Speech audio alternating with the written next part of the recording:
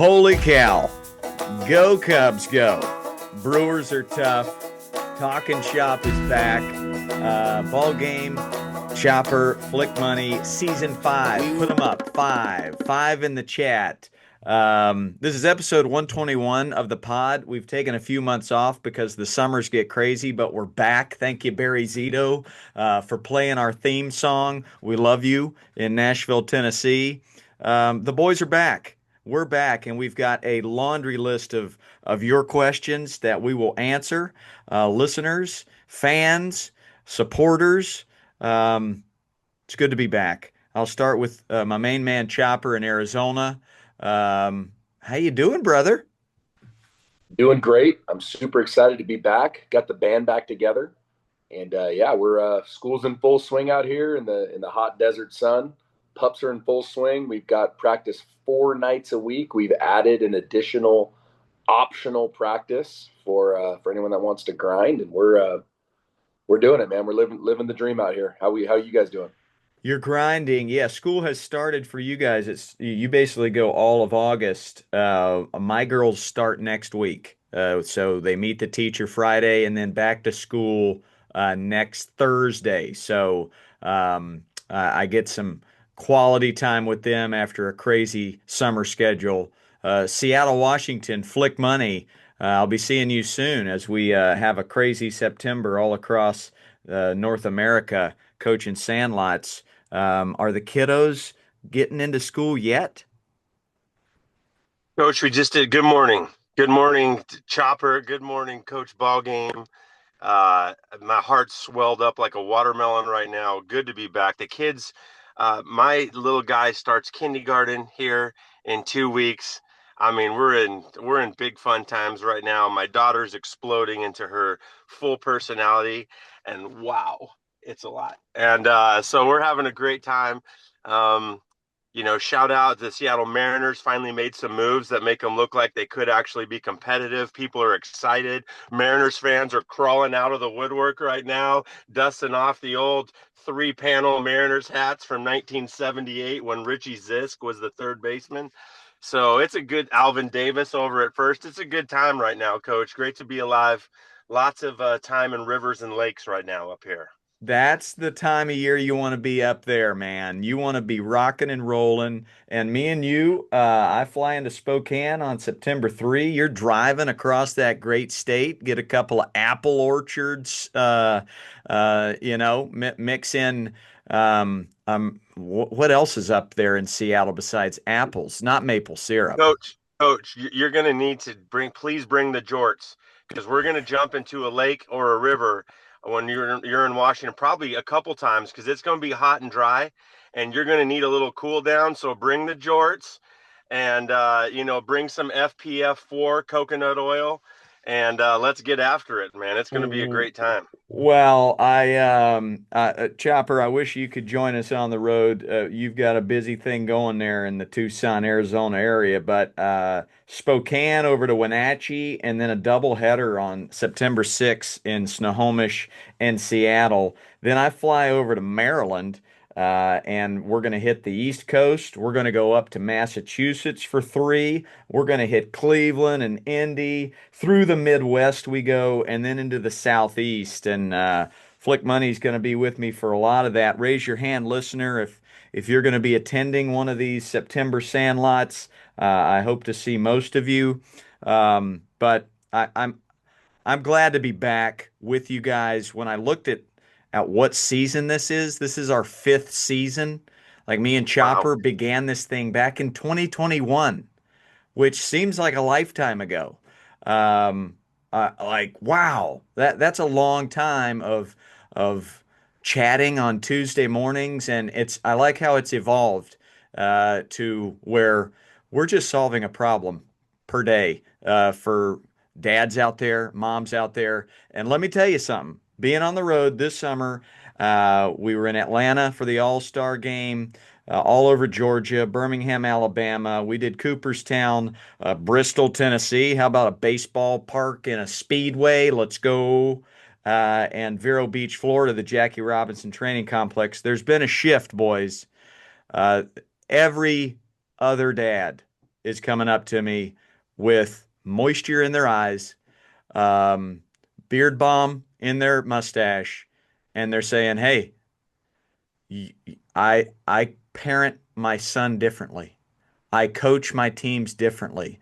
Your content, the podcast specifically, it's a stream of orange juice, guava juice, protein in my veins, and I'm loving it." So something happened this year where um, it really has clicked. So let's go to Chopper. Why do you think, man? What happened this year to really and it's not just dads, a lot of moms as well, but a lot of the moms are sharing this content with dad. What happened, Chopper? I mean, you go back to one of our early guests, Nick Hunley, and he talked about how do you eat an elephant, and it's Handsome. one bite at a time. Super handsome. And so, yeah, it's episode to episode. It's question to question. It's just kind of slowly changing the culture. So, good on you, good on Flick Money, good on our listeners. I think folks are sharing and they're sharing the content, and you know who's winning at the end of it is the kids. So let's go. It's great. Golly, that's a great way of putting it. The kids are the ones winning. Flick Money, uh, I mean, you've been here for about half the episodes now, my man. What has caused this shift that I'm noticing, and you're going to see it in September when you go shaking hands with all these folks. What's been the difference? Well, it's also important. All three of us have benefited from our mentors in coaching and the people we've seen who have been doing it well the whole time, who've been here, been here for years. Don't call it a comeback. So I just ran into one up here in Kirkland, Washington, home of the Little League Softball World Series. I'm doing my side hustle, driving folks around. I get an airport ride. Coach Fowler, legendary women's softball coach in Tucson, Arizona. I said, by chance, do you happen to know Coach Chad Chop? She was like, no way. Not only do I know Coach Chad Chop, I know Debbie Chop, I know the Diesel. She's been working with my athletes for a long time. So, first of all, it's important to acknowledge there's been people out here doing this for a long time. But I think what's happening now is these threads are starting to get connected. It's a web. It becomes a web of coaching, wisdom, good energy, vibrational truth, starting to web together from the folks that have been holding it down in isolation for a long time. And now maybe some folks are starting to catch on and it's threading it all together. It's pretty exciting. Um, I can't wait to see. Remember when we were kids and you used to put the string in between your fingers and you do the cat's eye, crisscross, all that? It feels a little bit like that, coach. No doubt about it, and still room to grow as I run these coaches clinics after these sandlots in different towns. I say, hey, who's tapped into my podcast? Maybe three, four hands, but then there's eight hands that wait, what? You got a podcast? So um, just keep on going, man. Keep answering these questions. For the listener who's just tuning in, we're going to have great guests this season. We've tapped in some great ones, some returners. Let's go. But we listen to you and we understand that answering your questions is priority one. So when we have guests come on, they're going to help answer your questions. And we prioritize our Patreon supporters. Some of you have been around since season one. Golly, thank you so much. And then my Instagram subscribers and Facebook subscribers. If you subscribe, we prioritize your questions, and we're coming out of the gates with a. It's not bright; it's dark, and this is something that needs to be stated right at the top. Yes, we have made a dent in this culture of win at all cost and toxic and pressure and just the squeezing and the tightening of joy in youth sports, but it'll never go away. And we've got a new crop of coaches coming in, either in rec ball, never played, never coached, no idea what to do, or that travel coach, for one reason or another, has to win, and you can't play soccer or go swimming. You got to play 7 days a week, and we got to win some hardware. That's all. That's just going to keep coming. So two steps forward, one step back. Eat that rhinoceros one bite at a time, Nick Hunley. Before we get to our first Patreon question, any excitement for this year? Anything, Chopper? What fires you up as we embark on a whole new school season of talking shop?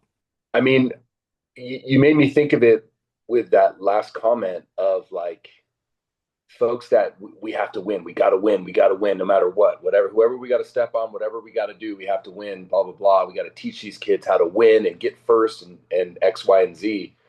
Um, and folks have asked me that. Well, when has it become about winning? And you guys know it's culture, it's character, it's accountability, and winning. We don't talk about.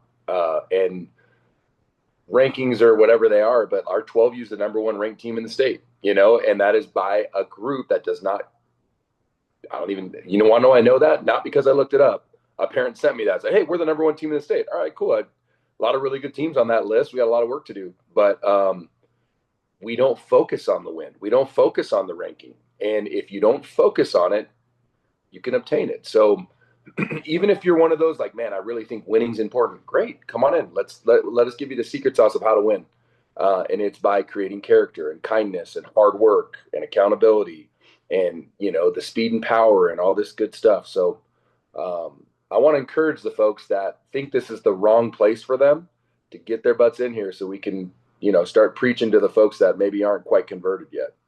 Yeah, I think underneath these three gentle exteriors of Flicky, Chopper, and Ball Game, of reaching hearts is is a real competitor who likes to win. Like I'm gonna hit the golf course today and I'm gonna face off with three dudes, and deep down I want to come in first place.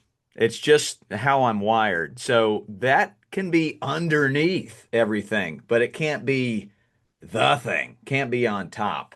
Shout out of the week, Coach Keith. And this started off dark and then got really beautiful. I posted a video, how to teach baseball or softball in 9 words. You can see it on any of my social medias, but the way I teach a novice, a newcomer, how to throw is to separate those hands, and I'll point the glove to the target and then get that ball away from their ear. A lot of first timers, their elbows in close to the body, the ball's near the ear, and there's a push. We don't want to do that. So I teach this knock position. Our friend Coach Spring used to call it the Egyptian dude, where you're just getting your hands separated from each other. And from that position, if you're watching on the YouTube, you can see it above my head there. Then I can make a nice arm circle and I'm not pushing from under it. I'm getting on top of the ball. Well, Coach Keith, you lost most of us at knock. No one points the ball backwards away from the target to throw like it was taught in 1986. I get those comments a lot. I understand it. But here was my response. Love your passion. I've learned to start with that. This coach is very passionate, Coach Keith. Love your passion. It's terminology I use for the beginner to get the ball away from their ear. An exaggerated position to get one step closer to your ideal arm slot. Once they've learned to crawl, then we can teach them to sprint. And what I mean by that is we obviously don't want them stopping right here and then starting up again. We want a nice smooth arm circle. But before I can teach that arm circle, I need to teach where it goes. Where does that ball travel in this smooth arm circle? Response from Coach Keith. This is why it's the shout out of the week. Very true. I will absolutely acknowledge I knee jerked and stepped in it. You're clearly saying teach baseball or softball in 9 words, which is obviously to teach newbies and novices, not run a D1 practice. Pardon my moment of low attention span. I gave that a vulnerability salute. And this is something that came up over the summer sandlots in the coaches' clinics. And I was on Jeff Francoeur's podcast, Pure Athlete. Um, that's what's missing in the youth sports space is grown men and women. But I specifically speak to those dads that aren't willing to look in the mirror, hold themselves accountable, and apologize when need be. Be like, you know what? I stepped in it. I knee jerked. Uh, my bad. So I wanted to make that the first shout out of the season, season five, because you see a lot of comment sections that spiral into something worse. And what we did is we both got a little bit better, right?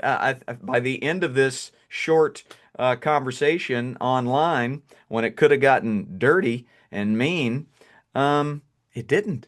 We adults being adults. So, Flick Money, right there, a response for you as we post some things online and we don't get 100% thumbs up. Yeah, I'm with you.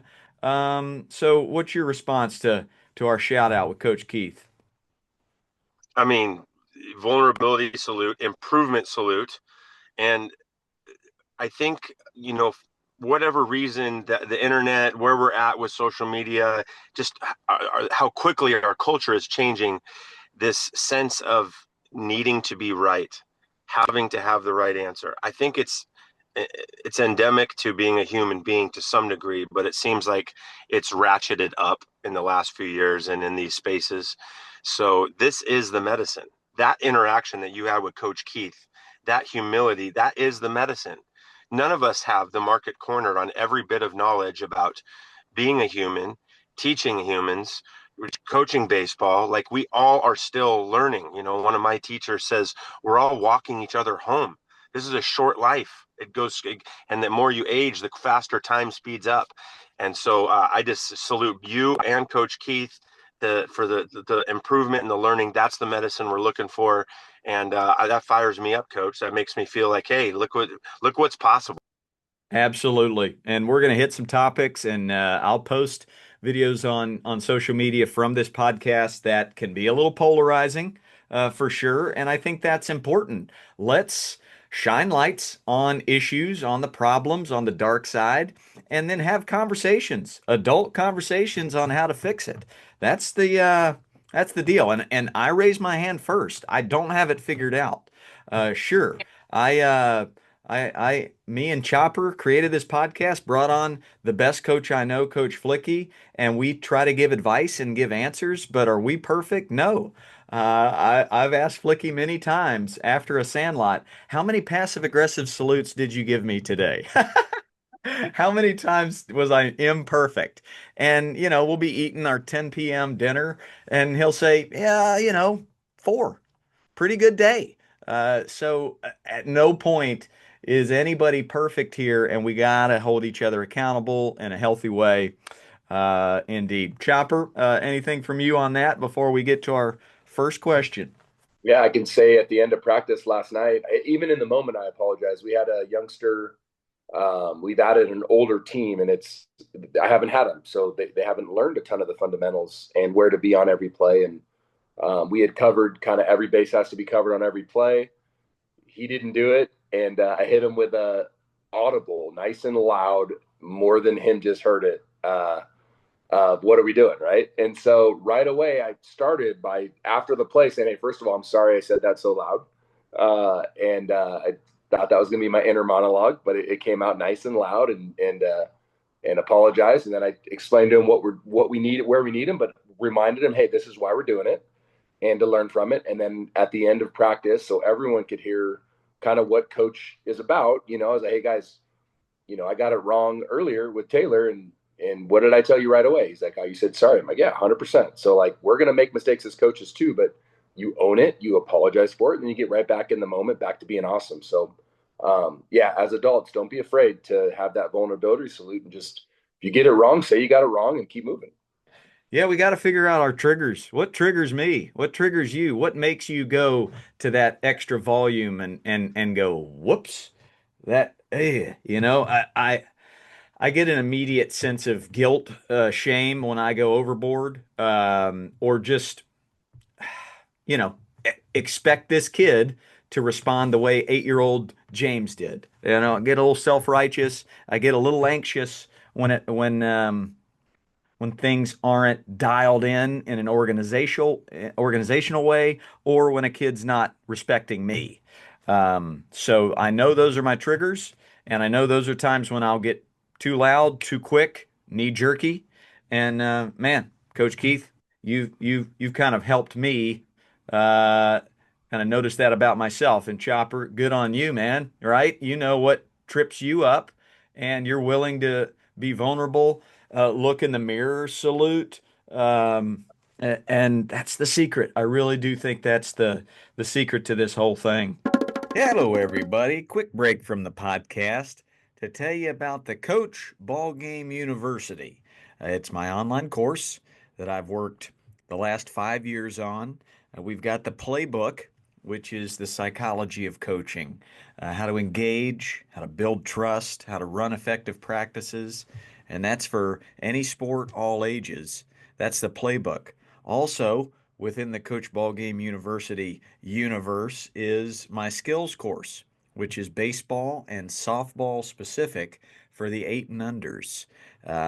The basic ways to teach the skill of catch, throw, field, hit, base running, rules of the game, and a lot of different stations you can create in your practices to make it fun, to make the skills fun to learn for the kids. So that's the skills course. We also have 12 pre-built practice plans for that eight and under baseball or softball team. So that's the Coach Ballgame University. You can see it at my website, coachballgame.com. It's also in the link in my bios on all my social medias.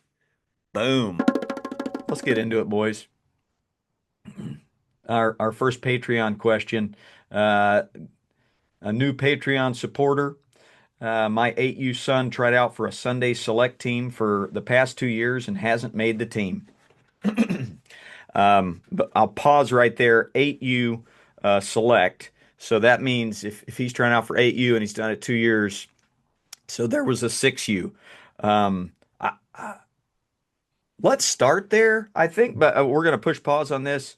What's too early for the letter U? What do you think is too early? I'm I'm a fan of double digits. Like I hear 10U and I go, okay, now we're getting into a point where um, the the rubber meets the road. There's a big dichotomy between rec ball and travel ball. You can have some really poor coaches in rec ball, really great coaches in travel ball, and vice versa. But at that 10-year-old age, okay, this kid needs more of a challenge, and that's when we can step it up. Flick Money, let's start with you. 6U is a thing. I'm sure there's 5U. Yikes. What's too early for the letter U? Ooh. Hmm. You know, I I'm big on checking our assumptions. You know, it's tough to know, and not in every area is rec ball or um, little league accessible to all kids equally. You know, we know that in some rural areas, some kids have to drive many towns to try to participate in a little league. And so I don't want to assume that it's necessarily bad, because it could be that this 8U option is the option that keeps the family, gives them the most time at the dinner table together, depending on their living situation. So I don't want to lean too far into good and bad. I will just say that uh, we are all big fans, and I am going to reiterate, I'm a big fan of kids learning to be kids by moving in multiple sports, multiple activities, getting them out, doing stuff with them. Hopefully this isn't the only physical outlet and that you've got them going year round, because, at the practical level, the Tommy John numbers for teenagers is pretty high. So if we're throwing them, if they're playing all year round as an 8, 7, 8 year old, that ligament in the elbows, it's got a shelf life, and that's not just for pitchers, although pitchers tend to hit it faster. That's for anybody who's throwing a lot. When that ligament just hits the number of throws, that's going to be it. So on a practical level, that hits me, coach. Um, but let's just assume that this is a really good situation. The guys are doing it well.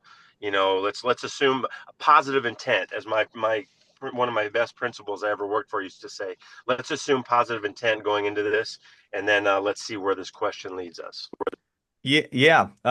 My tune changed when a kid nicknamed the show came up to me and said my travel ball coach won't let me play soccer.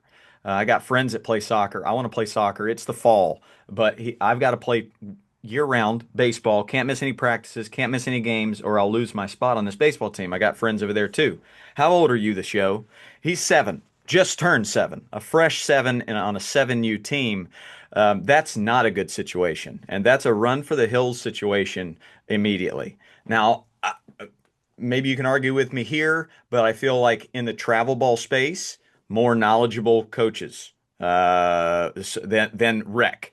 Not that's not a perfect equation, but I would say the majority of coaches in travel ball, they played, they've probably coached for a few years, so they could be more knowledgeable. Does that mean they're less toxic? No, that could possibly mean they're more toxic. But that's why I said it's really coach dependent, and that's something Flick Money just touched on. And I want to make it very clear to the parents: watch a coach run a practice, watch them coach a game before you jump into that world. Now, with rec ball, you're assigned to somebody, and they might be very knowledgeable, or they might be a plumber who is voluntold. They've got to get in there and go, and that can be just as toxic. And make them lose the love of the game. So, uh, yeah, I just wanted to make sure parents are aware of that. You can be picky with your coaches when it comes to the select ball. Chopper, you're in this space day in, day out. When is the letter U just not okay? So you guys hit the nail on the head multiple times. And another thing I'll add is, at least in our area, you can't find teams under 9U anyways. So it's like, it's very difficult to start anything prior to 9U. And so, like, you were right on with, like, hey, double digits, 10U, 9U, 10U, that area. It depends on the situation. So our situation, we do speed and power a lot. We have multiple multi-sport athletes where, hey, I can't be at practice every day. Great. I got football, I got basketball. Awesome. And we love that and we encourage it. We're focused on character. We're focused on love of play and joy. Just last night, I had one of my favorite little 6-year-olds, LJ, and he's out in right field, full extension, Superman diving for balls. And it's just like, we finished with game situations and we're picking up and he comes over with his water bottle. I'm like, dude, full extension diving, you're firing me up, LJ. And he goes, big smile on his face. Yeah, I love to dive. And it's like super fun. His experience is different than our 12U, 13U, 14U. It's a completely different practice. It's a completely different goal, right? For him, it's like, how much can I encourage LJ? And we love to have him. And his mom and dad really have told us, hey, we're here for the speed and power.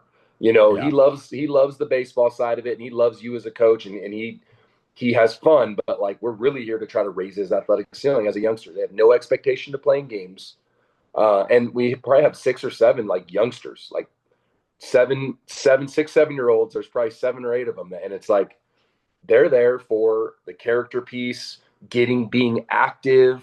Because what's the alternative, right? If they're not getting into something, they're on their iPad, uh, or even the whole family's cooped up in the house. Whereas now the whole family's at the park, and LJ's practicing, and mom and dad are exercising. And it's like, we had another family last night where the mom, the daughter, the dad, the older brother were all there. Mom and daughter were walking. Dad and brother, I brought them in. Hey, I need a couple extra fungo hitters, and I know they hit good fungos, and they helped me with fungos, and it's like, that's a beautiful thing. So it depends on the program for sure. But to answer your question, I know it's long-winded. It's hard to find teams, so I can stop it at that. It's very difficult to find teams under 9U, at least in our area. Chopper, how do you communicate to the masses that this is not going to be all baseball all the time? We want you. Is there a mission statement? Is it on your website? Just for coaches that are out there wanting to run a great product like you. I communicate. So, and listen, it's not like we're not. I think we're demanding. I really do. We require our kids to sign a contract, and the contract is, I'll get at least a 3.0 GPA. I'll look for opportunities to be kind, community service. I'll get 500 swings outside of practice. So it's not like we're just like, hey, whatever. It's non-committal. It's very committed. But I have conversations with families and I'll let them know there's a hierarchy. It's God, family baseball, and that won't change. So like if you're ever doing something at your church, if you're ever going to go on a vacation as a family, like do that. That takes priority. And if we ever get baseball ahead of God and family, it fails and it falls. So I remind them when folks say, "Hey, we have football. What's good?" I had a family recently call me and say, "Hey, I committed to do fall ball, and they assigned me as a coach, so we can't start pups for a couple months. Is that going to be a problem?" No. And I said, in fact, I'm proud of you that you're teaching your sons. You're a man of your word, and you said that you would do that, and you made that commitment. And even though now you wish you could be a part of what we're doing, we'll be here when you're done. We'll see you in a couple months. So it's about communication. It's about setting that expectation with families that, hey, we're partnering with you. We don't own your kid, and you guys do what you think is best. And we support it no matter what. When you're not at practice, we're not looking over our shoulders at where the heck so and so. We know you'd be there if you could. And so I think that frees families up. Fall ball. It's fall. This is for development. This is for long game, and this is for, you know what? I've got dance practice, can't make softball. I've got swim practice. Fall is for football and soccer, primarily for boys. So um, there's my body would be abused, and it would be limited if all I did when I was 8, 9, 10 years old was baseball year round. Um, Man, I think that's common sense. But if you if you meet a coach um, that's not open to missing a practice, missing a game because family, church, other sport in the fall, man, then that could be a red flag for you, and move on. In this particular question, sorry for the segue, but I think it was necessary. My 8U son tried out for a Sunday select team the past 2 years, got cut.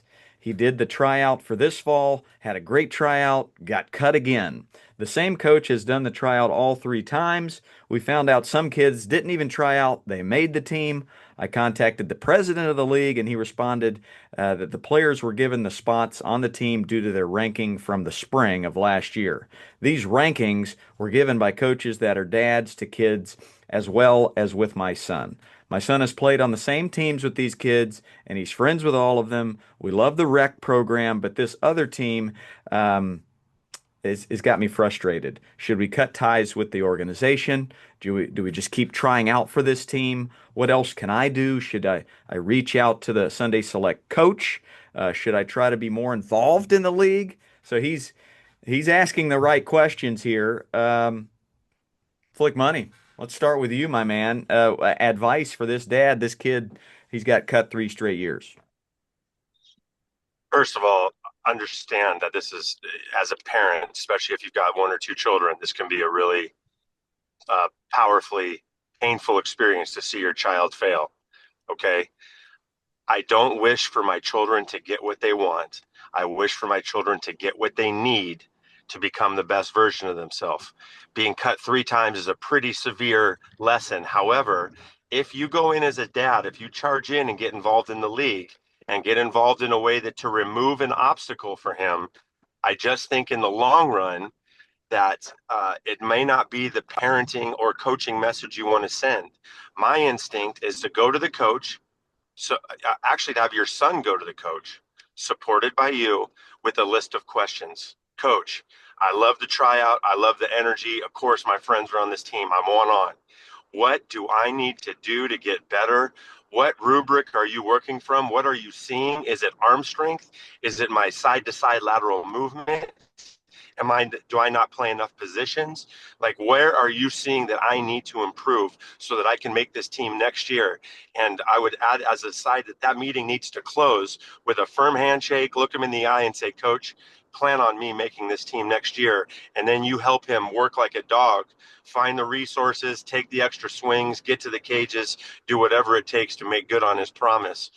Because I think that's in the long run going to be a much more fruitful journey, Coach. 100%. We spoke of this one of the most recent episodes, and I it made me think of that coach that's cut this kid 3 times. Um, that type of coach would love a firm handshake and somebody asking, "Well, how can I make this team? Because I want it. I want it bad." and I need steps to get there. That coach, after that conversation, might go home and be like, I like that kid. Let's bring him on for some practices. Maybe he can be a backup if some kids can't make some games. He can. It seems like that would entice that coach. Chopper, what do you got for our dad here? It's brilliant advice, and you get a glimpse of the coach too. Like, is he the right type of coach? If he's not, and he doesn't respond well to that, then you know you should not be in that program. Like that kind of that'll give you your answer because a quality human was going to really respect that, and he's going to really look and almost be pulling for your son the next tryout of like, dude, all right, let's see if he, I gave him his areas of growth that he needed to work on, and it's almost like you change his lens a little bit. Like he's in your corner now. He's aware of you. He knows your name. Um, but yeah, I wouldn't. It's that old adage of, do you prepare the world for your kid, or do you prepare your kid for the world? Like you got to prepare your kid for the world. You got to, hey, listen, dude, let's go talk to him. Let's go figure out what we got to do. Give him that first handshake. Thank him for even the time taken to listen to you, and then let's get to work. Let's go. What an opportunity! It makes it that much more gratifying when you make it the team next year. I'm reminded of one of my athletes, Connor Murphy. Murph didn't make the team, couple different tryouts, and now he is an absolute middle of the order bat in our best team, like our 12U, the best team. He is the last two practices. I'm not overstating it. 15 homers, like Ken Griffey finish, throws right, bats left, incredible. And you kind of always knew that as long as he didn't give up, he would improve. His dad played college baseball at a high level, D1 college baseball player, big strong dad, athletic strong mom, and it was only a matter of time. And Murph is really coming into his own. And man, if you guys saw his swing, incredible. So it can happen, and it's going to come down to your son if he wants it, and if he doesn't, that's okay too. Hey, son, what else do you love to do? Just because you got friends, that if he's not willing to put in the work, what else are you passionate about? So no, I love that. Flick, that was a perfect answer. You knocked it out of the park, buddy. Like Murph did last night 7 times. Bang. And on the topic of you getting more involved in the league, well, I think it starts with the backyard with your son. Like get that list of uh, ultimatums from the coach. Well, got to get the bat speed up. Got to get the accuracy better on your throws, and work with your kid in the backyard if he wants it. And then yeah, raise your hand. It, every league needs great coaches, great mentors, great people. So if that's you, then you're needed. Teach love of play, and who's there's no coach that's gonna blow you off if you're in the bleachers and you raise your hand and you go, "Hey, need help? Need me to fill up water coolers, rake the dirt, run a station?" That's gonna take some of the legwork off of them so they can manage more. So absolutely, jump in, raise your hand, and it's kind of leading by example. It shows your kid that you see this as quality time and you want to be involved in those practices. Um, Good stuff. Friendship salute, both of you. I've missed you, and I've missed these conversations, and it's just good to be back with you boys. I feel like I'm always just a better person around a good group of men. Raise your hand, listener, if that's you too, right? It's just good. Skibbity bop, another quick break from the pod to tell you about our supporters. Who's powering the Talkin' Shop podcast? Well, it starts with Warstick. They are my equipment sponsor, the bat, the glove, the epic swag. I'm wearing the hat right now. Go to Warstick's website, Attaboy 15% off any of their stuff, and it's good stuff. That's Warstick. Thank you very much. We're also powered by Squares. These shoes that I wear, there's turfs, there's cleats, there's golf shoes. They're amazing. They're comfy. Squares. Go to the Squares website. Attaboy10 is the promo code there. 10% off, and they're sweet shoes and they smell good. And lastly, we're powered by Thromo. The promo code for the Thromo website is Attaboy. And this is a mat that really teaches kids how to step when they throw to a target. It also works for hitting as well. Very basic. You just put this mat down, and it gives these kids a great straight line to step down, to throw down, to step when they hit. It's a beauty. I like things basic, and this is basic. Another top of the order subscriber question here. Uh, I had a great season with my 5 and 6 year old coach pitch team. Coach pitch 5 and 6 year olds. Challenging notes as a coach. Each kid screaming to hit first. I laugh because I relate to that. I hear that a lot. I want to hit first or be the home run hitter, or I want to play first or be the pitcher. Some kids cry or get mad when they don't get their way. Any parenting or coaching advice on that one? Tell them we take turns, but still some crying kids. So, first things first, you got to know your audience, 5 and 6. There's still some of them still haven't completed a full year of kindergarten yet. I think there's a lot of maturity that happens after a full year of kindergarten, and the teacher gives them expectations and consequences, and they learn how to work with others and be selfless. So when you're working with that age group, you kind of got to expect it.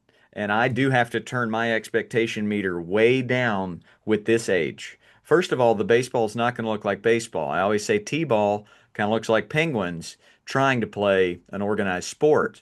Um, but now that we've gotten out of T-ball, looks like it's a coach pitch team.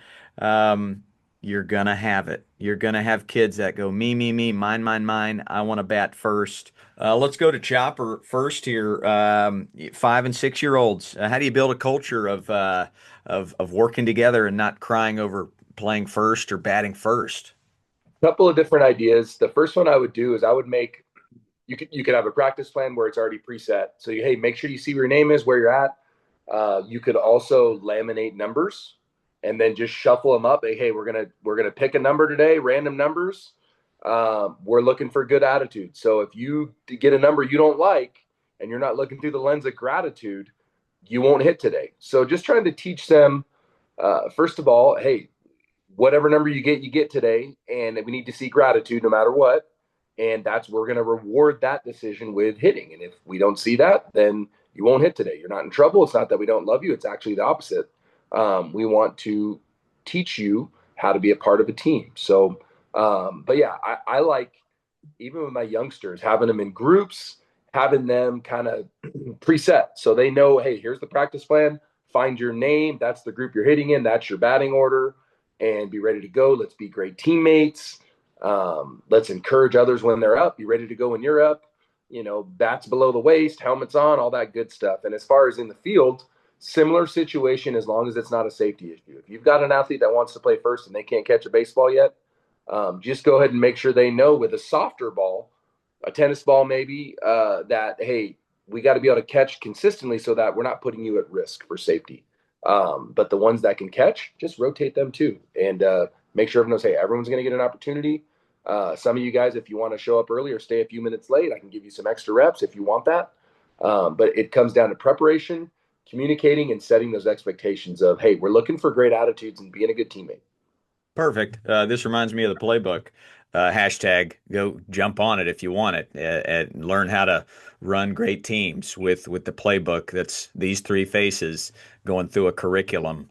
I would add to that, really well put, create an award system, an award ceremony at the end of each practice. But we have a very clear award system at all my camps and all my sandlots where we are giving out big prizes. Stop the press. I got to give a card. I got to give an award to this kid. He's willing to bat last in this scrimmage right now. And then I throw some mind games at him. By the way, I never wanted to bat first. There's nobody on base. I like to hit grand slams. So I like batting fifth. I like batting sixth. So scholar salute for you for being smart. And sportsmanship salute for allowing others to want to jump in ahead of you. Stop the press and make it a big deal when kids 5, 6, 7 years old are willing to be kind, willing to share, and let others have that. And then on that topic of small groups, before any kind of scrimmage, where can I bat first? Can I play first base or pitch? Break them up into small groups and get them moving. Have some coaches help you in some different stations where they're moving, fielding ground balls, throwing the ball, hitting balls, any types of balls, wiffle, tennis, whatever. That way, everybody feels seen. Everybody feels like they've gotten their money's worth. And then when you do a scrimmage or you have a game, yeah, just create that culture little by little, where at the end of that game, we're not awarding the kid who hit the most home runs by batting them first the next game. We're going to award the kid who made the best choices, cheered the loudest, was shared their bat with somebody who didn't have one. Just really lay it on thick. It's not like I ignore the talent or I ignore the great athletes. No, add a boy, add a girl, a double bicep salute. But it's not a stop the press moment. Flick Money, anything to add there? You are quite the savant of not just building a culture of integrity, but specifically the special needs, neurodivergent um, population.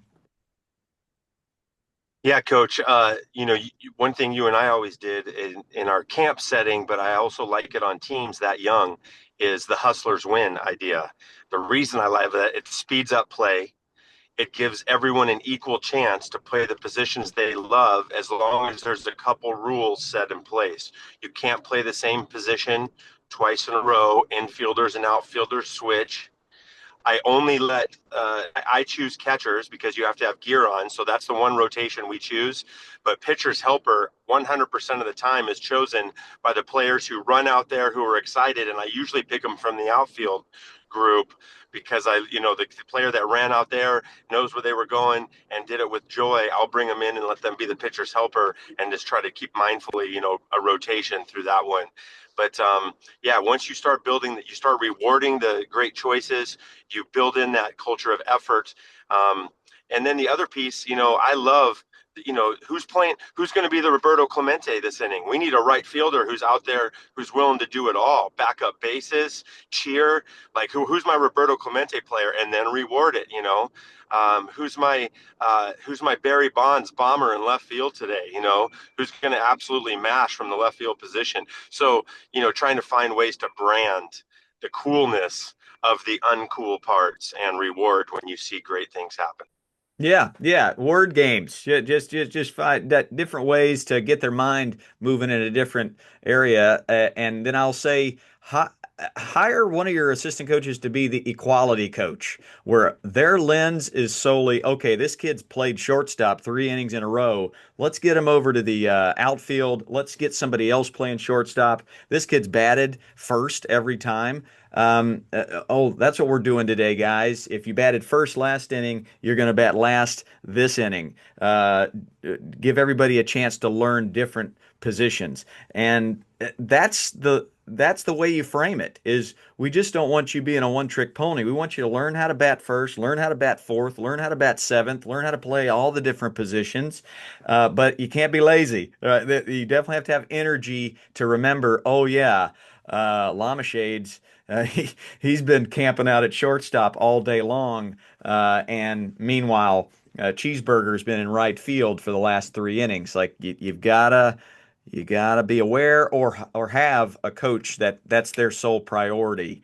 But when you look at the game like we do, where the win is like fourth or fifth on the uh, totem pole, then it's a little easier to look through that lens of equality and just creating a culture of sharing. And that's not a participation trophy loser mentality by any means. Um, it's just it's just it's just a better way of coaching. Chopper. No, I agree. You guys nailed it. It's 100%. No, I agree.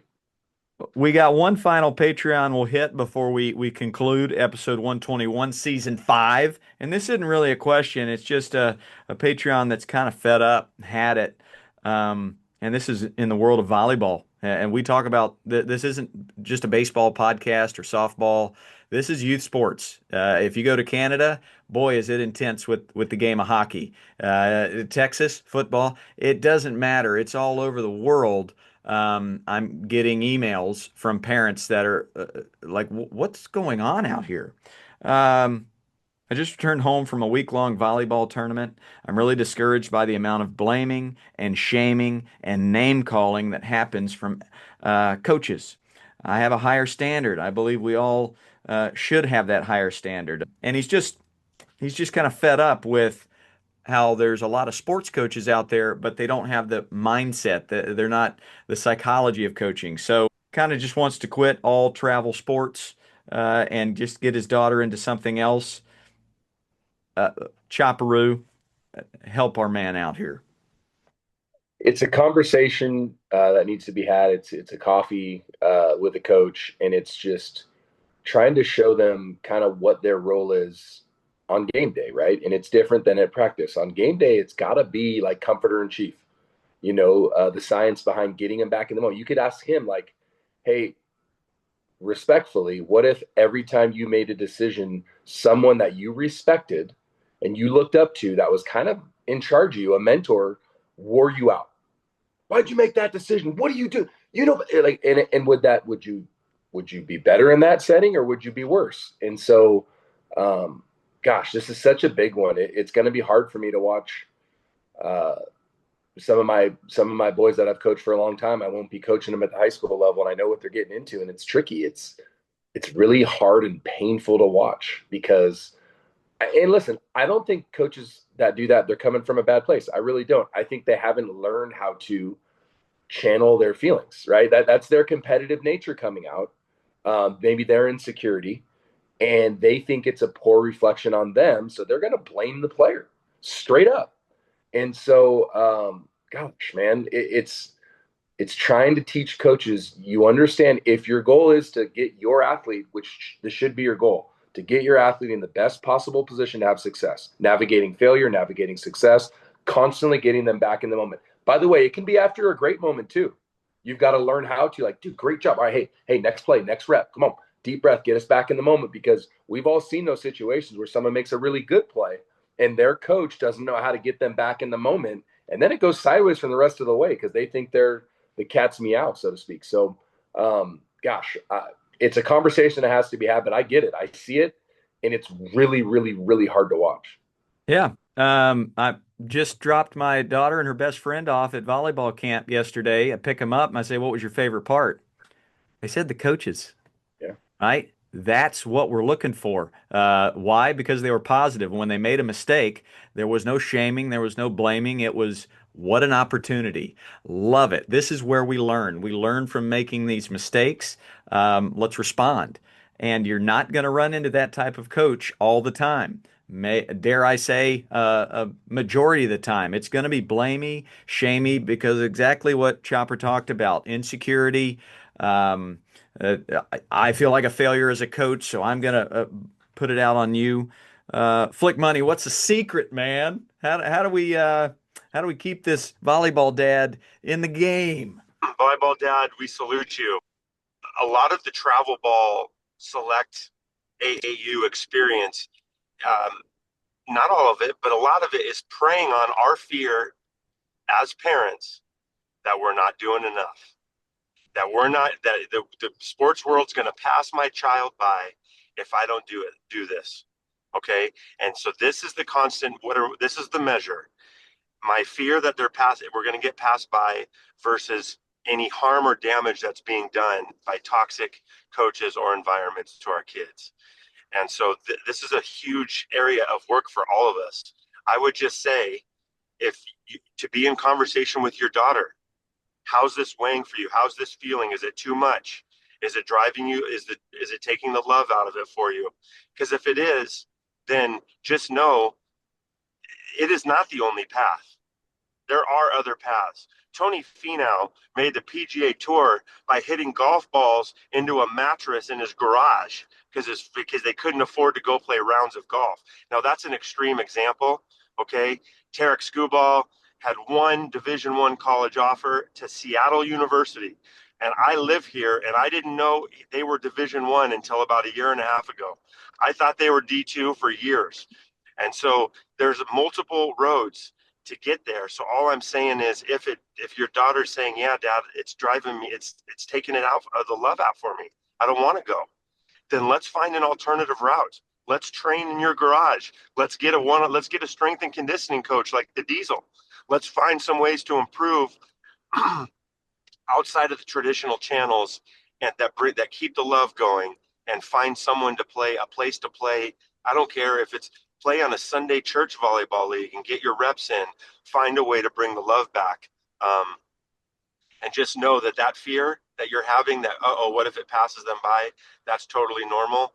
But your child's love of the sport is far more important than where they played as a 13, 14, 15-year-old, because the love is going to be what gets them out there to work at 6 in the morning when the chips are down and it's competitive to get that last jersey. It's the love that's going to get them out of bed in the morning to go do that weight workout. It's the love that's going to get them out to take the extra 100 reps. It's not going to be because they had a coach who screamed enough at them that scared them enough that they finally got it. Like, that's not going to be what happens. Oh, that's really good stuff. And it's important as parents, you can't paint a broad brush with one bad coach. There's great ones out there, but you are allowed to be picky. You're allowed to communicate with your kid. Hey, this just isn't a great fit for you in this moment. Let's find a new route. There are other routes out there, and there's great coaches out there that do teach love of play, and they will build your kid up to be a college athlete one day. But until you find them, there's a backyard, there's a garage, there's a lot of quality time that can be had between father daughter, mother son, and vice versa. So, yeah, stay hopeful and head on the swivel. And when that love of the play is depleting in your child's heart because of shaming and blaming and insecurity of an adult, just know every bully's got a bully, but that bully is going to help your daughter down the road. Because they're not always going to have teammates that love on them. They're not always going to have bosses and employers that love on them. And you're giving them the full scope, maturity salute. They're really learning how to become mature and work with different stimuli. So, Chopper, anything to wrap up that topic for volleyball dad? No, you guys nailed it. Yeah, it is, like I said, it's a huge issue. What you just said, I liked too, ball game. That is true, and I think about that a lot out here when I'm watching some of these coaches. I'm like trying to find a positive, and it's like, well, I guess they are setting him up for that tough coach, or that, that boss that's just you can't get right. And so, yeah, I guess it look through the lens of, gratitude. Like, all right, hey, you know what? This isn't how I would do it. I know it's not getting the most out of the players. They're not winning because of the coach. They're winning in spite of them. But my son or daughter is learning how to navigate a tough situation, and their character is growing, and they can still show respect even though they're being disrespected. Those are all skills for sure.